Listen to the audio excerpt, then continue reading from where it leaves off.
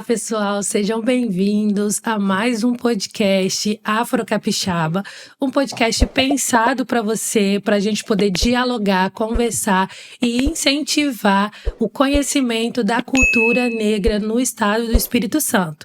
E eu não estou sozinha, não. Hoje eu estou aqui com Geisa Lacerda, minha companheira, e também o nosso convidado, João Ifacoré. Seja bem-vindo, João. Eu já vou me adiantar aqui que eu conheci João em uma oficina, mas aí eu vou deixar que ele explore isso um pouco mais. Mas seja bem-vinda, Geisa. Obrigada, Rafa. Tá? E João, conta pra gente, né, sobre você, né, de onde você é, quais são os seus trabalhos, e vamos conversando, dialogando um pouco sobre isso. Bacana, vamos lá. Bem, bom dia, boa tarde, boa noite. Eu não sei qual horário que a pessoa vai estar assistindo a esse podcast, mas é uma honra estar aqui, né? Através do convite da professora Rafa, para estar dialogando um assunto tão importante, tão pertinente, né? Para a nossa cultura, para o nosso patrimônio e para a negritude em geral. Sim. Uhum. A minha caminhada ela sempre foi um pouco de luta, assim, sempre foi na pauta social, sempre estive envolvido. Eu passei um período em São Paulo, quando tinha 18 anos, lá me envolvi com uma instituição chamada Educafro. E aí, quando retorno para o Espírito Santo, eu procuro algumas coletivos, instituições que têm a mesma pegada, né? Porque eu queria continuar com esse ritmo. E fui fazendo parte de alguns coletivos na região de Vitória, até conseguir estruturar o meu, que é o coletivo Zacimba Educa. A gente atua no território da Grande São Pedro, né? Mais precisamente no Morro do Conquista. Uhum. E, bem, a partir desse ativismo social, né? Misturado também com um gosto musical muito grande, sempre gostei muito de percussão, desde quando tinha 12 anos, 11 anos, fiz capoeira e na capoeira eu conheci o atabaque, o pandeiro, o berimbau. E desde então comecei a me aprofundar nos instrumentos de percussão. Cheguei a fazer curso no Museu do Negro também, né? Na época o professor Girafa, né? Saudoso Girafa aí, me ensinou muita coisa de percussão. E depois dali participei de escolas de samba, participei de grupos de forró, grupos de reggae, até chegar num grupo de congo, ainda na minha adolescência e juventude, né? Que eu fiz uma oficina de congo lá no Morro do Jucutuquara. Na época era a banda de congo Sapucaia, que tinha ali no morro, né? Galera do reggae também tocava. Então ali eu tive uma conexão com o congo na parte instrumental. Mas por morar na região, a minha infância toda foi na região de Maruípe, Santa Marta, Taboazeiro. Então esse território é um território do Congo, né? Que é um território do Amores da Lua. Então, desde criança eu já via a banda de congo passar, né? A família não deixava ir, tentava, mãe, deixa eu ir lá, não, menino. Tinha essa questão também do preconceito, Sim. né? Uhum. A conga é bagunça e tal. Então, eu já tinha essa ligação muito forte, em especial com o congo, né? Então, passei por vários ritmos musicais, mas o congo foi o que mais permaneceu em toda a minha trajetória. Sim, e quando eu era menor também não podia, não. Eu ficava vendo da beirada, assim, da janela, porque a família também não deixava, não. Tinha essa questão. Eu falei antes que eu tinha te conhecido numa oficina de congo, né? Isso. E aí, quando você vem falando que você perpassou por todas esses meios musicais, né? Como que foi quando você começou a atuar mesmo quanto oficina? Porque eu te conheci na oficina. Isso. Hoje eu sei que você tem também o Zacimba, né? Que é um movimento lindíssimo. Inclusive, eu tive o prazer de estar lá no Ciclo Aiô. Vai estar e vamos estar de novo. Dia 25, vamos lá. Dia 25 de outubro estaremos no Ciclo Aiô de novo. E como que foi para você poder chegar nessa questão de fazer oficina? O que te moveu, assim, para poder tocar as infâncias, os adolescentes, a juventude? Porque quando você vem falando que você se apaixonou pela música, né, principalmente pela música nesse contexto afro-brasileiro, da negritude e tudo mais, eu acredito que o Congo te tocou aí e talvez você quis tocar também a juventude, as crianças. Como que foi esse movimento para você? Então, eu nunca tinha pensado em ministrar oficinas de Congo, né? E aí, no ano passado, me mandaram um edital, né, para participar de uma seleção de professores, né, de instrutores de Congo, para uma formação que iria acontecer no período de 10 meses no Elisiário Rangel. Uhum. E aí, pedi a bênção pro meu mestre de Congo, ele concedeu a bênção, fiz a inscrição para essa seleção, e aí fui chamado para estar atuando lá enquanto instrutor de Congo. Sim. E aí, eu já gostava muito de fazer estudos de Congo, de estudar história, já gostava muito de tocar, assim, desde a minha adolescência, desde os meus 11 anos eu toco percussão, e ali eu vi uma oportunidade de agora aprender, porque eu aprendi muito também nesse percurso, e transmitir alguns conhecimentos que eu obtive de graça, né? Sim. Dos mestres, das mestras. Então, foi uma oportunidade muito potente, assim, de eu estar me colocando nesse lugar que antes eu não me via. E achava até mesmo que era impossível. E diante disso, a gente, né, se conheceu e eu comecei a buscar mais informação, mais conhecimento para dar continuidade a esse trabalho. E antes um pouco de eu começar a dar oficina no Elisiário Rangel, eu já fazia um trabalho, eu sou educador social, essa minha trajetória de luta, de ativismo me levou a atuar enquanto educador social. Sou graduando em História também, mas hoje a minha atuação forte é enquanto educador social. E eu já praticava alguns toques de Congo com as juventudes das quais eu atendia, dos meus assistidos. Só que a gente não tinha instrumento, então a gente pedia pra professora de capoeira lá os atabaques emprestado, e aí eu consegui uma casaca, que tá comigo até hoje, tá emprestada, desculpa, tá? Quem tá... A pessoa entende. A pessoa entende, ela tá vendo, Lucas, João, tá bonita, tá legal. E aí só tinha uma casaca, um apito e 3 atabaques. E aí ali eu comecei a ensinar os jovens a tocar, né? A galera até zoava assim, mas nunca vi Congo em atabaque. Falei, pois é, a gente não tem o instrumento ainda, né? O instrumento de Congo não é um instrumento barato, porque é um trabalho feito à mão, né? É um trabalho artesanal. Sim. Desses mestres artesãos. Então, a gente não tinha como ter esses instrumentos. E eu sempre enxerguei as juventudes do território da Grande São Pedro como uma juventude que tinha pouco contato com a cultura. A rapaziada lá gosta muito de esporte, as meninas gostam lá, tanto é que lá tem um dos melhores times de futebol de areia feminino do Brasil, que é o São Pedro Beach Soccer. Então, os meninos também, eles são muito apegados ao futebol, então a gente tem uma característica muito forte lá com o esporte, né, de ser um território forte com isso. Mas com a cultura, era um grupo bem isolado ali de dança, outro grupo ali de batalha de poesia slam, e o Congo já havia acontecido trabalhos de Congo no território da Grande São Pedro, mas não nessa proporção que está acontecendo agora. E aí eu percebendo isso, falei, bom, essa juventude precisa de conhecer o Congo, precisa de entender o que é o Congo, é o nosso patrimônio, mas principalmente como uma forma de conectar esses jovens a bandas de Congo tradicionais. Sim. Tanto na oficina com essas juventudes, quanto na oficina que eu ministrei no Elisiário Rangel, eu consegui fazer essa ponte, né? Levando os jovens até os mestres, convidando os oficinandos também lá no Elisiário Rangel a tocar na banda de Congo Amores da Lua, mas como uma forma de fortalecimento dos grupos de Congo, não só de Vitória, né, mas tem pessoas que vieram de Vila Velha para fazer oficina, pessoas de Cariacica, então essa pessoa pode depois estar procurando alguma banda de Congo com mais confiança, com mais, né, determinação, que eu sei tocar, então eu posso estar procurando para dar continuidade. É como uma forma de propagar a cultura para que ela permaneça viva, com novos instrumentistas, formando novas opiniões, pessoas que possam estar contribuindo com a cultura do Congo no Espírito Santo. Sim. E aí, João, eu acho que você fala 2 coisas que são muito importantes, né? O acesso à cultura para essas crianças e também para essa juventude. Sim. E principalmente eu penso assim que o Congo, ele sempre é visto no Espírito Santo muito no lugar do folclore e nunca da cultura. E na sua vivência, né, porque você começa a ministrar essa oficina a parte do Elisiário, eu vejo que a Rafa já tinha um amor pela casaca, mas a Rafa começa a repicar mais a casaca a partir do encontro Depois com da sua você. oficina. Aprendi com você. E a Lica começa, né? Não que ela já não era encantadora, mas esse encantamento, né, Rafa, que a sonoridade do repique leva.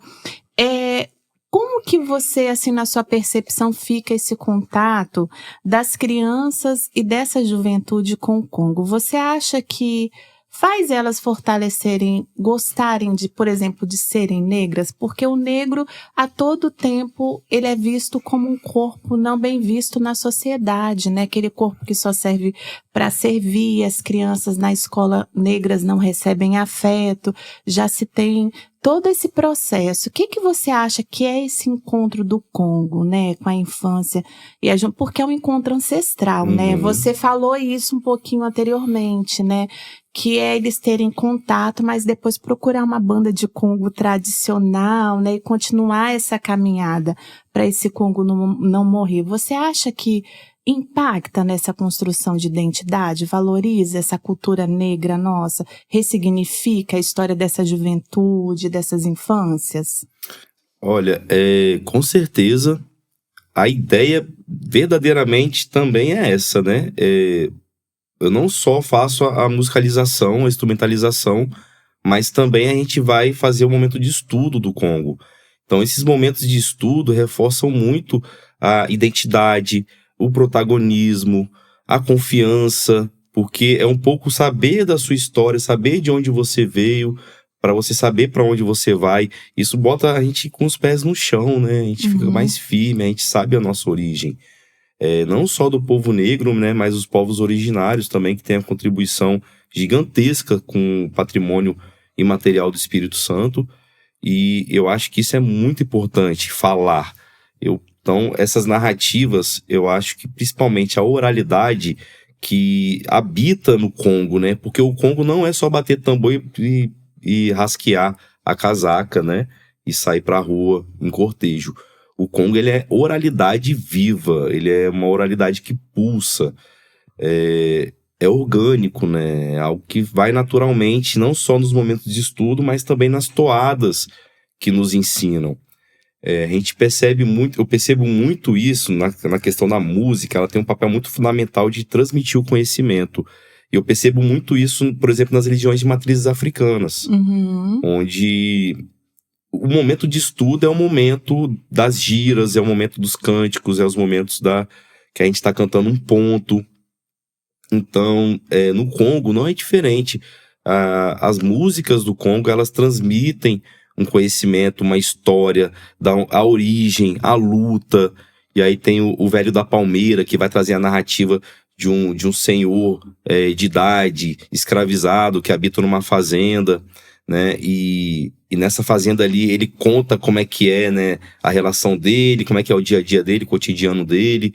E outras narrativas também musicais que vão exaltar, por exemplo, Nossa Senhora da Penha, vão exaltar Nossa Senhora do Rosário, que São Benedito, principalmente, Sim. Que são entidades, santos e seres, né, importantes para a construção do Congo ali, para a fé que habita o Congo, né? Então, a gente também tem que fazer um momento, assim, de saber separar as coisas, né? Porque a gente tem enfrentamento dentro das comunidades de que o Congo é macumba, de que o Congo... não, isso daí é tambor, não. Então, algumas famílias têm alguma resistência. E aí, quando eu falo, assim, nas questões de religião, a gente vai com cuidado, vai com carinho, vai trazendo essa questão de uma forma mais ecumênica, né? Abraçando também e deixando isso claro, que o Congo não é para quem é de matriz africana e para quem é da Igreja Católica. O Congo é para todo mundo. Então, quem é de outra perspectiva religiosa pode estar tocando Congo, pode estar ali dentro dessa cultura também. Então, talvez seja uma das maiores barreiras também, não só com o Congo, Sim. mas com muitas tradições no Brasil que vem enfraquecendo por conta da disputa religiosa, né? Sim, eu tive assim, né, em alguns contatos, quando eu vou contar história, quando eu vou dar formação, e aí quando eu levo as histórias de Alica, tem essa... mas eu não entendo. Fala de São Benedito, mas toca tambor. Então, é umbanda, é candomblé, é católico. É o que é? Aí eu sempre falo, é Congo, é cultura, é movimento, né? A gente tá tudo junto. A gente não se formou sozinho, né? A nossa sociedade, ela foi se formando a partir de várias relações. E Congo é isso. O Congo é essa cultura, essa movimentação. E dentro da cosmovisão africana, o corpo aprendente não é um corpo sentado, né? Você nasce, tem música. Você celebra, você tem música. Alguém morre, tem música. Então, é um corpo que o tempo todo ele está celebrando as instâncias da vida, né? E ter levado essa trajetória só do tambor para a religião de matriz africana, né, e que tem que se tirar o tambor, tem que se tirar todos os instrumentos afro-indígenas, é você olhar, né, essa cultura muito de forma mínima, né, e não entender essas culturas de resistências que foram surgindo, né, porque o Congo ele vai surgindo a partir dessa cultura de resistência, né, que você precisa na dor também encontrar motivos para continuar, né? Não era só labutar, né? E vai ressignificando para os nossos antepassados a dignidade, né? Foi a dignidade que foi sendo restaurada nessa cultura do Congo, né? Independente ou não de você ser de religião de matriz africana, independente da sua religião, essas culturas foram de suma importância para os nossos ancestrais e a gente não é um ser sozinho. Exatamente. Os nossos passos vêm de longe, né? Então, essas culturas de resistência fizeram manter eles de pé. Então, a gente tem que entender que isso é muito mais amplo, né, do que um discurso de ódio, de racismo religioso, né? Que às vezes fecha a visão para algo tão pequeno, né, e acaba perdendo a amplitude do que é. E também a cultura salva uma comunidade, né? Porque salva uma comunidade, porque às vezes a gente fala o seguinte, a criança periférica não gosta de ler, a criança periférica não gosta de escutar uma outra música que não seja, né? Eu não gosto de demonizar, por exemplo, o ritmo do funk, porque eu acho que ele tem toda uma trajetória histórica também de resistência. Mas aí a gente oportunizou, a gente abriu as portas para outras possibilidades. E quando às vezes a gente abre as portas para outras possibilidades, a gente vê um repertório, né, de conhecimento, de cultura, de envolvimento dessas crianças e juventude que não seria possível, por exemplo, se não tivesse o seu coletivo ali inserido, de repente, né? Então a gente tem que oportunizar e dar essas chances, né? Eu acredito que traz essa questão do protagonismo mesmo, né? Quando eu faço esses movimentos com as crianças, elas ficam felizes em estar ali e em poder tocar, e aí tem todas as crianças. E aí eu já tive feedback assim, nossa, por conta daquele movimento, meu filho pediu para poder ir levar, para poder participar de uma banda de Congo. Por causa desse movimento, eu tô indo lá comprar uma casaca porque ele quer aprender a tocar. E aí a gente sai. Além de movimentar a cultura, a gente também traz essa força que são as infâncias, né? Como pedagoga, não tem como eu não olhar para as infâncias. E aí, trazer essa valorização das infâncias dentro desse movimento, eu acho que é um caminho possível para a gente vislumbrar um futuro sem tanta resistência assim. Quando a gente começa a puxar as crianças, porque a gente começa a trazer elas ali inseridas nesse meio e com aquele olhar, porque a gente sabe que o racismo ele é construído, né? E já trazendo uma visão de um mundo plural, dessas vivências assim. Então eu acho que essas oficinas, esses movimentos são caminhos possíveis para a gente pensar em uma sociedade mais saudável. Assim, que valoriza o nosso, né? E eu acho que também ter sido no afeto, né? Porque a arte, a educação, acho que ela interliga isso, né? Um campo de afeto, porque eu acho que às vezes a sala de aula é muito conteudista e ela não dá conta, por exemplo, de entender que uma criança que sofre racismo, aquilo vai afetar no seu processo de ensino e aprendizado.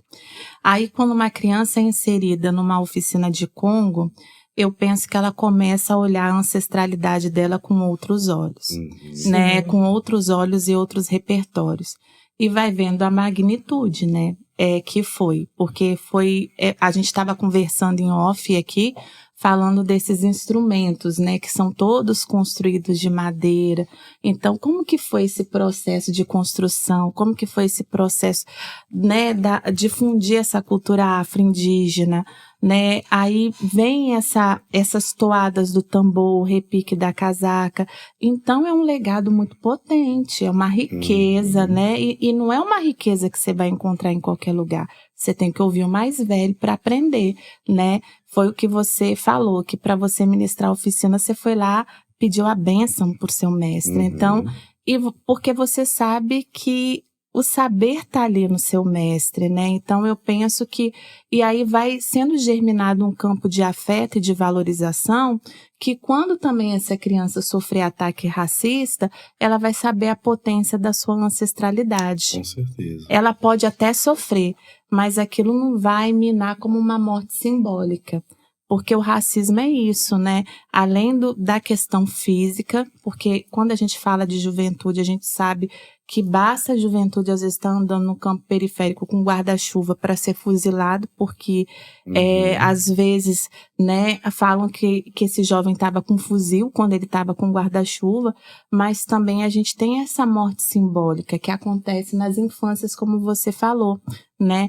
É que o racismo vai acometendo, né? Que você te coloca como incapaz no campo de você não construir uma identidade de forma positiva, né? Então, eu penso que o Congo tem toda essa valorização, né? Essa trajetória e essa herança ancestral, além da musicalidade, é uma herança muito potente, né?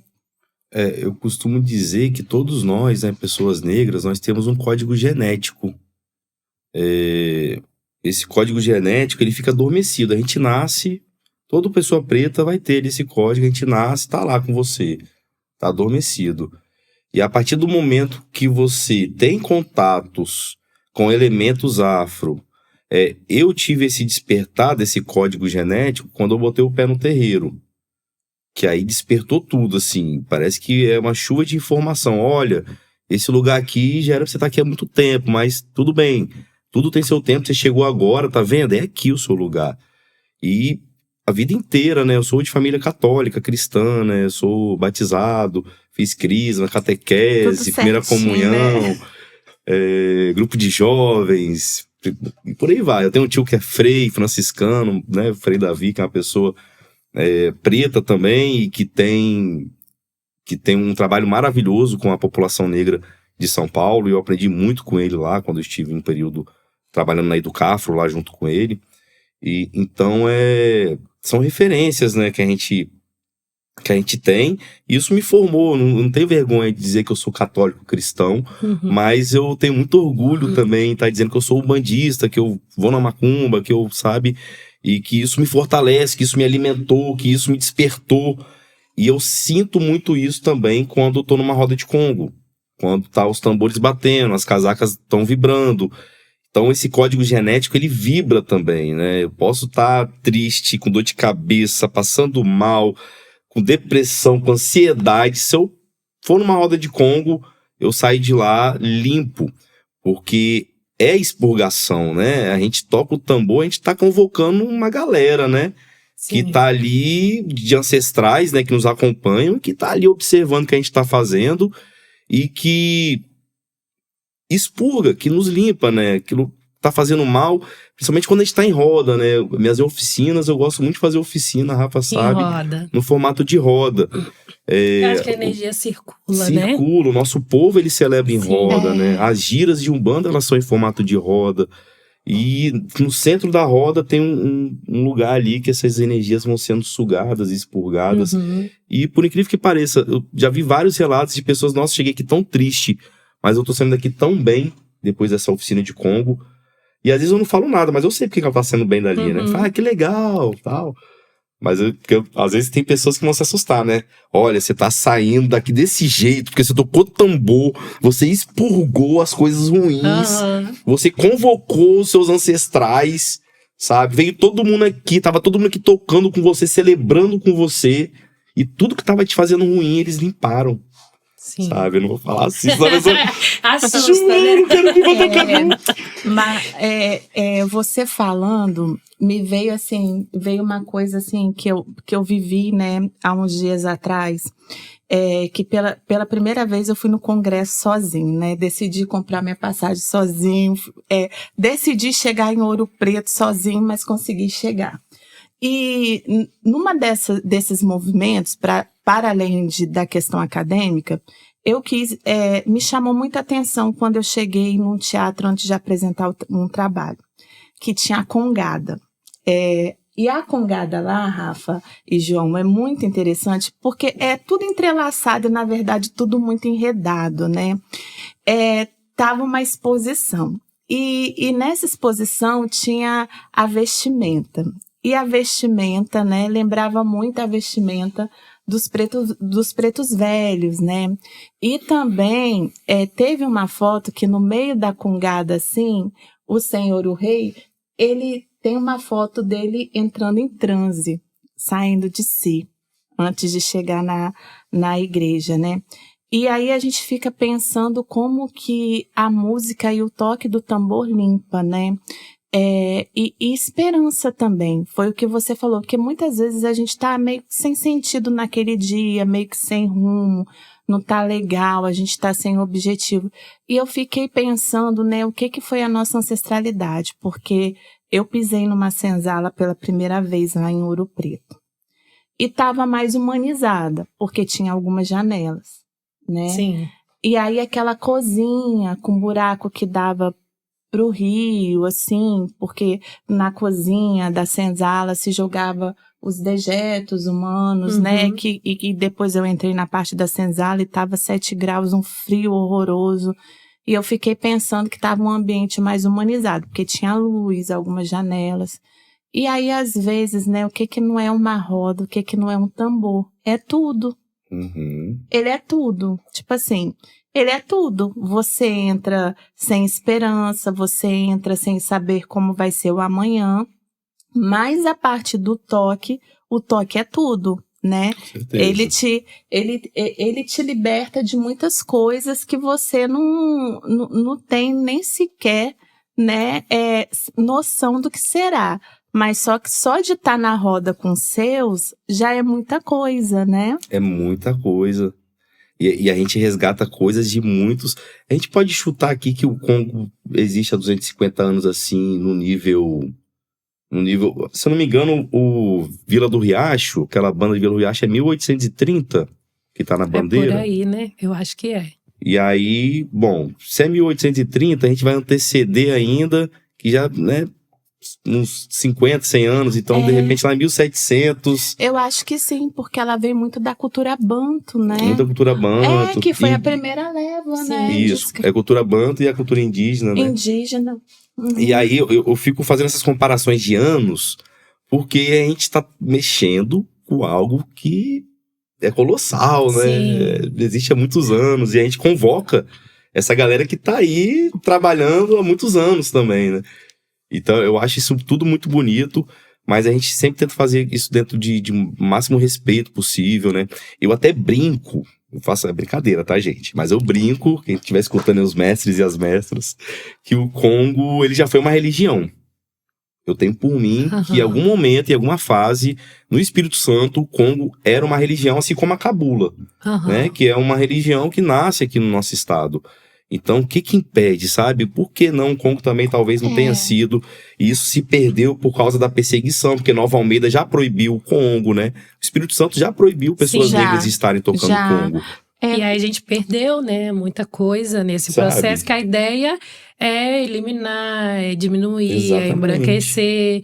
Então, muita coisa foi perdida nesse processo, né? Então, quem não garante que Porque tem muita figura dos santos, né? E a gente sabe que dentro da figura dos santos, muitas vezes se colocava o otá, que é a pedra do orixá, para você ficar cultuando, né? Exatamente. Então, eu sempre penso isso também, que tem uma interligação, é tudo interligado, né?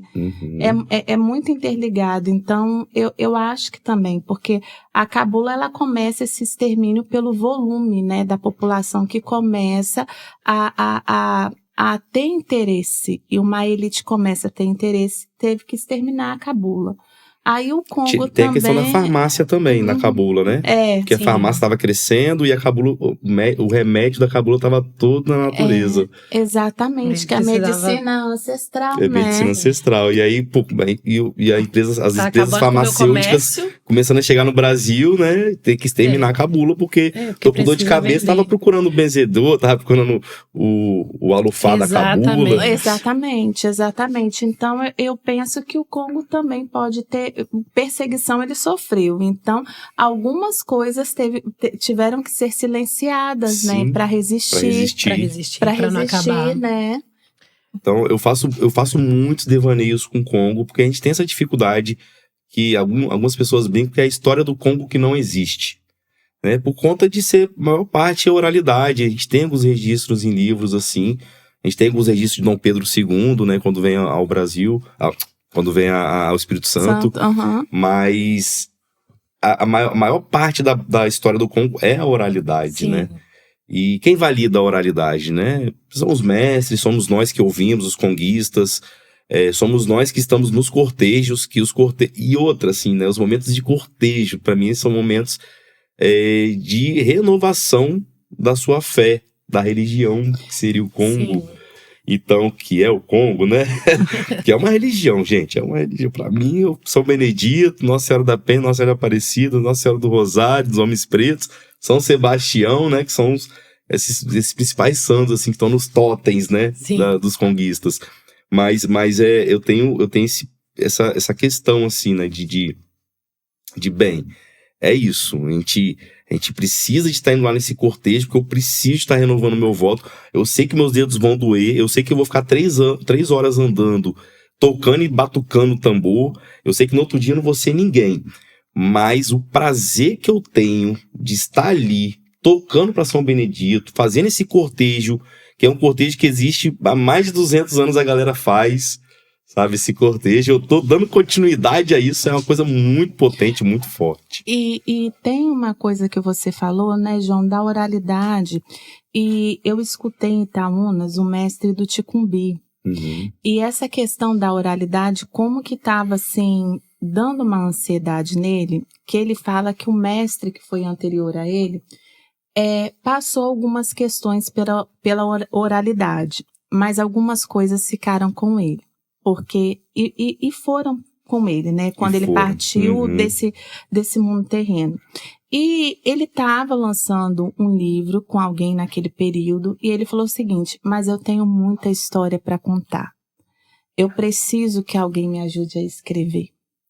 E eu vi aquele pedido de socorro, né? Porque quando a gente deixa esses pedidos dos nossos mestres, né, das nossas mestras, né, dos nossos saberes, né, igual as rezadeiras, né, que também é algo que está entrando em extinção, e tantos outros saberes, eu fico pensando que a gente vai perdendo muito no meio do caminho, né, vai ficando uma lacuna, assim, uma lacuna. Porque eles são uma biblioteca viva, né?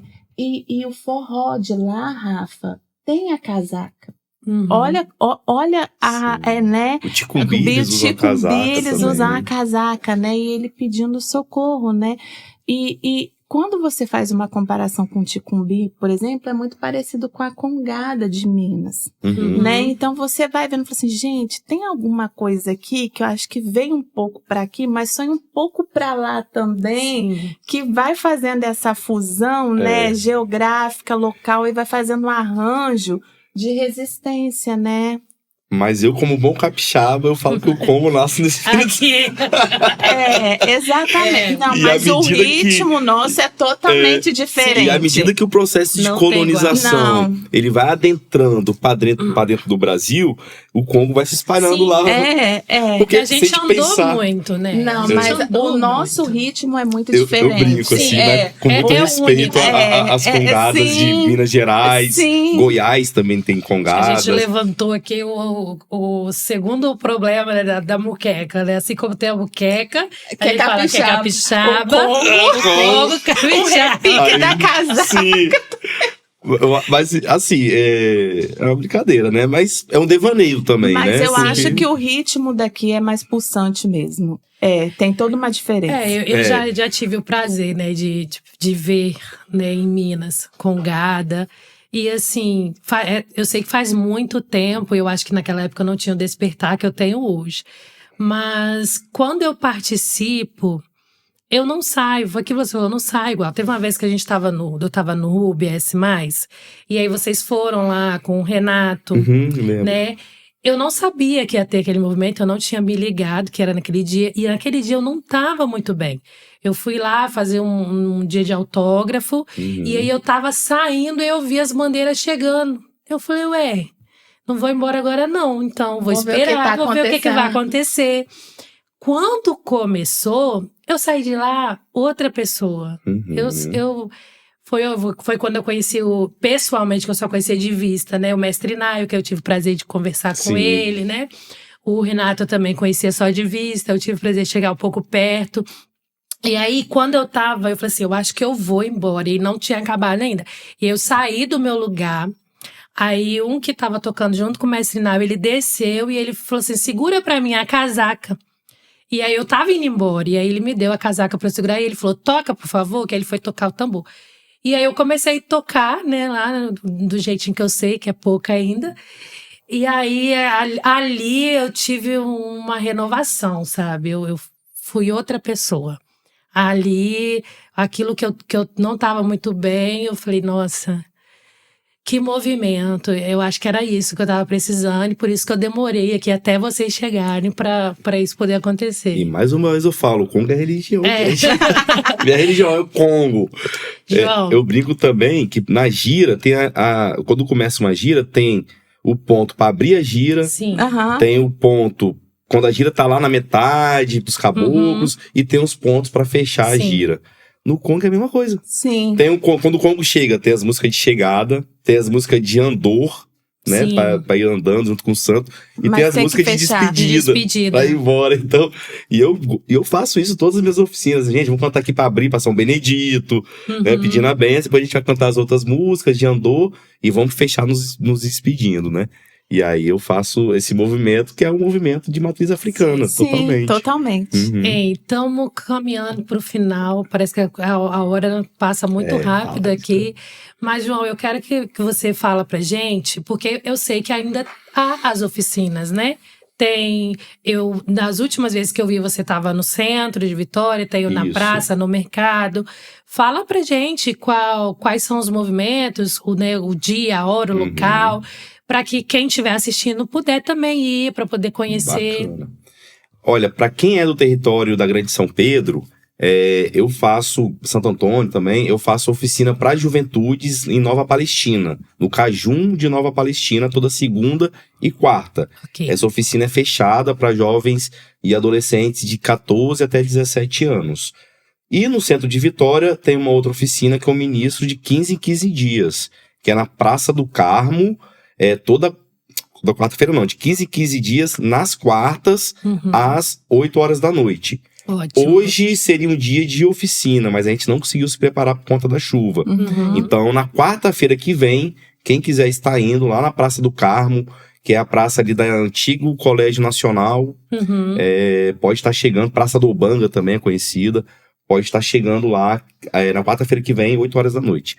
E não precisa de saber tocar casaca, não precisa de saber tocar tambor, é só chegar, não precisa saber cantar, participar. A ideia é fortalecer as pessoas conhecerem o Congo. Eu vejo que tem muita gente que tem tambor, que tem casaca em casa e não sabe estar tocando. Sim. Então, são para essas pessoas também, para professores que querem falar sobre a história do Congo, que querem levar isso para dentro da sala de aula.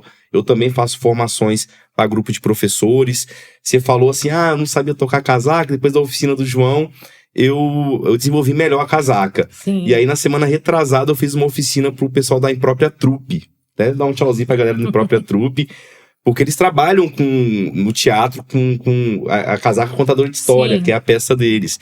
E aí, eu tive os feedbacks assim, nossa, João, sua oficina foi massa, me deu mais confiança pra estar tocando a casaca. Enfim, eu acho que não só em questão de oficina, mas em todas as direções que a gente puder estar atuando e levando o Congo. Outro dia também fiz uma formação com professores, da creche Menino Jesus, ali no centro de Vitória. Fechado só para professor, né? Uhum. Então, eu acho que é isso. As pessoas, elas têm que conhecer, têm que tocar os instrumentos para que elas possam levar isso também. Eu tô fazendo isso com o maior prazer e para que as pessoas também, sabe? Uma vez um rapaz me falou, João, você tá ensinando a tocar congo aqui no centro. Se alguém aprender a tocar congo e começar a fazer uma oficina de congo também, igual a sua, o que você vai achar? Você vai achar ruim? Falei, cara, eu vou achar uma maravilha, porque esse é meu propósito, é isso que eu quero. É propagar, né? Propagar, meu propósito é esse. Então, se o camarada veio aqui, aprendeu a tocar congo, ele abriu lá uma oficina de congo, lá na cidade, no bairro, na quebrada dele, cara, pra mim vai ser uma honra, vai ter um prazer, sabe, que isso tenha acontecido, porque a ideia é essa. Você falou aí do pessoal que às vezes tem e não sabe tocar. Eu passei no final de semana lá na Arte Santo pra pegar uma casaca com o Roberto. Aí, quando eu saí, aí tinha umas pessoas lá que falavam assim, você tá levando, mas você sabe tocar? E não sei o quê, porque tem gente que leva e deixa em casa. Eu falei, não, meu filho, isso aqui eu tô aprendendo ainda, mas tudo pra mão das crianças. Aqui, ó. É tudo pras crianças, nossa senhora. E eu aprendi assim, ali, cara, teve uma nova vida, assim, depois da oficina que eu fiz com você. Maravilhosa. Queria ter continuado, mas as nossas agendas não estavam batendo, mas eu espero um dia conseguir voltar.